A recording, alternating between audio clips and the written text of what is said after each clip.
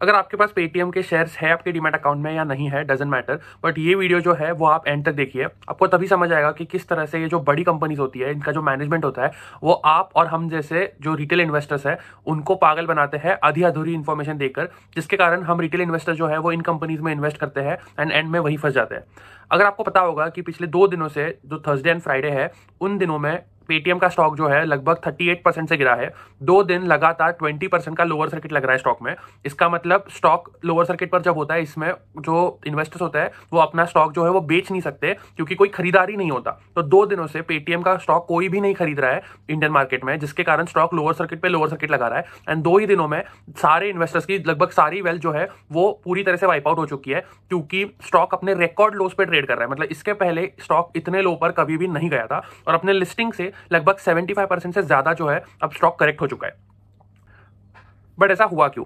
ऐसा इसलिए हुआ क्योंकि आरबीआई जो है इंडिया का सेंट्रल बैंक, उसने पेटीएम पर एक सीरीज ऑफ रिस्ट्रिक्शंस लगाए हैं। उसमें सबसे जो मेजर रिस्ट्रिक्शन है वो ये है कि पेटीएम पेमेंट्स बैंक अब अपने कस्टमर से पैसे क्रेडिट पे ले नहीं सकता। इसका मतलब पैसे जो है वो आपके पेटीएम पेमेंट्स बैंक में क्रेडिट नहीं कर सकते। एग्जिस्टिंग पैसों को आप खर्च कर सकते हो, डेबिट कर सकते हो, बट और पैसे जो है वो आपके पेटीएम पेमेंट्स बैंक में ऐड नहीं कर सकते। इसका मतलब पेटीएम पेमेंट्स बैंक का पूरा बिजनेस ही एक तरीके से बंद होने वाला है।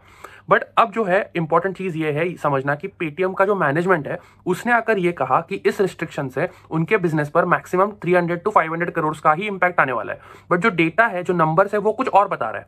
अगर आप डेटा देखोगे तो डेटा क्लियरली ये बता रहा है कि Paytm payments bank FY22 and FY23 में 2200 करोड़ एंड 2300 करोड़ जो है टोटल कंट्रीब्यूट करता है पेटीएम के ओवरऑल रेवेन्यू में। जबकि अगर ये पूरा का पूरा बिजनेस बंद हो जाता है तो ये पूरा रेवेन्यू है वो वाइप आउट हो जाएगा, पेटीएम को नहीं मिलने वाला ये रेवेन्यू। तो ओवरऑल इंपैक्ट जो है वो एटलीस्ट 2,000 करोड़ का तो आने ही वाला है ओवरऑल इंपैक्ट। बट पेटीएम का जो कहना है वो, उनका क्या कहना है कि वो बस 500 करोड़ तक आ सकता है। तो वो जो एग्जैक्ट फिगर है उससे 75% लेस जो है वो बता रहा है पेटीएम का मैनेजमेंट।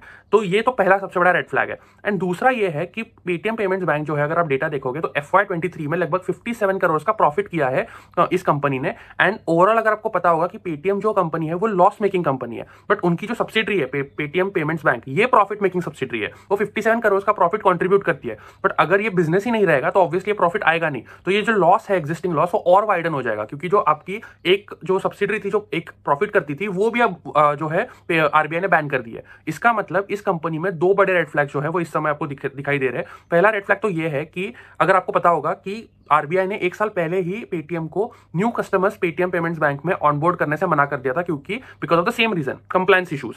कंपनी के पास एक पूरा साल था कंप्लायंस इश्यूज को ठीक करने का, बट प्रॉब्ली कंपनी ने ठीक नहीं किया, जिसके कारण जो है वो अब आरबीआई ने पूरा बिजनेस ही बंद करने से मना कर दिया है पेटीएम पेमेंट्स बैंक को। तो ये तो सबसे बड़ा रेड फ्लैग है कि अगर आपके पास पूरा 1 साल पड़ा था तो आपने क्यों कुछ एक्शंस नहीं लिए। ऐसे जो बैन है वो बाकी कंपनीज पर भी लगे हैं। एक बार एचडीएफसी बैंक पर भी लगा था, लेकिन एचडीएफसी बैंक के मैनेजमेंट ने वो कंप्लायंस इश्यूज को सॉल्व किया एंड जो बिजनेस है वो बैक टू नॉर्मल आ गया। बट पेटीएम ने वो नहीं किया। तो ये सबसे बड़ा रेड फ्लैग है कि मैनेजमेंट के पास 1 साल होने के बावजूद मैनेजमेंट ने कोई भी नेसेसरी एक्शन नहीं लिया एंड एग्जिस्टिंग प्रोसेस को ही फॉलो करते रहे, जिसके कारण पूरा का पूरा बिजनेस ही एक तरीके से बंद होने वाला है। एंड जो दूसरा सबसे बड़ा रेड फ्लैग है वो ये है कि कंपनी का मैनेजमेंट जो कह रहा है कि 500 करोड़ का इंपैक्ट आने वाला है, उससे तो जो रियल इंपैक्ट आने वाला है वो बहुत ज्यादा है। एंड ये मार्केट को पता है, इसलिए मार्केट जो है वो इतना नेगेटिवली रिएक्ट कर रहा है। 2 दिन लगातार 20% का लोअर सर्किट अगर आपके स्टॉक पे लग रहा है, इसका मतलब जो ओवरऑल इंपैक्ट है वो बहुत बड़ा आने वाला है। कभी कभी मार्केट ओवर रिएक्ट कर देता है, लेकिन इस समय जो है मार्केट का रिएक्शन बहुत जायज लगता है, क्योंकि जो ओवरऑल इंपैक्ट आने वाला है वो 2000 करोड़ का आने वाला है, ना कि 500 करोड़ का। एंड एक और इंपॉर्टेंट बात यह है कि जो एक ही जो आपकी सब्सिडरी थी वो प्रॉफिट कर रही थी, अब वो भी बंद होने वाली है। जो आपका ओवरऑल लॉस है वो और वाइडन हो जाएगा। तो पहले ही आप प्रॉफिट नहीं बनाते हो, उसके बाद जो आपकी एकमात्र जो प्रॉफिट मेकिंग सब्सिडरी थी वो भी बंद होने वाली है। सो मोर और लेस आपका लॉस जो है वो और वाइडन होगा। आपके रेवेन्यूज कमाएंगे, आपका लॉस और बढ़ेगा। इसका मतलब आपकी वैल्यूएशन और जो है वो एब्सर्ड लगने लग जाएगी, जो एक्जिस्टिंग वैल्यूएशन आपको जो मिली है। इसीलिए जो है मार्केट इतना नेगेटिवली रिएक्ट कर रहा है। अगर आपको ऐसे ही और इन्वेस्टिंग के बारे में सीखना है, अगर आपको एक्चुअल डेटा बेस्ड इन्वेस्टिंग सीखनी है, तो नीचे मैंने डिस्क्रिप्शन में लिंक दी है मेरे फ्री व्हाट्सएप ग्रुप की। आप वहां जाकर ग्रुप को चेकआउट कर सकते हो एंड ज्वाइन कर सकते हो। पूरी तरीके से फ्री है ये ग्रुप, तो वहां जाकर आप ज्वाइन कर सकते हो ग्रुप को, फ्री में इन्वेस्टिंग सीख सकते हो।